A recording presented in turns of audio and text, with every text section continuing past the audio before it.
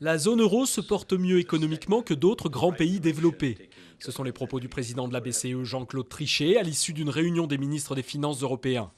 Une réponse cinglante aux déclarations du secrétaire américain au Trésor Timothy Geithner, venu faire la leçon sur la manière de faire face à la crise d'endettement excessif qui inquiète désormais le monde entier.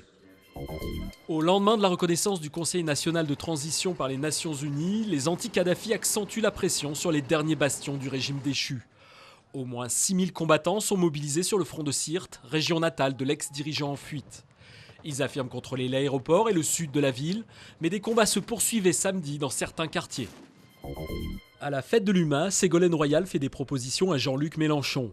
Réforme bancaire ou interdiction des licenciements boursiers, la candidate à la primaire du PS a souligné des convergences avec le champion du front de gauche.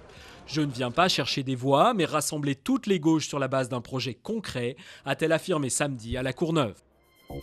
Les Français ont rendez-vous ce week-end avec leur patrimoine. 15 000 sites, publics et privés, ouvrent leurs portes au public.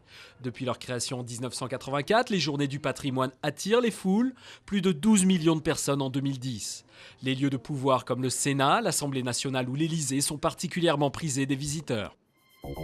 Coup double pour la bande à Tony Parker. En dominant la Russie, les Français ont réussi à se hisser en finale de l'Euro de basket et décrochent aussi leur qualification pour les JO de Londres l'an prochain. Mais les Bleus ne s'en contentent pas. Dimanche, face au tenant du titre espagnol, ils visent l'or et un premier titre majeur pour le basket français.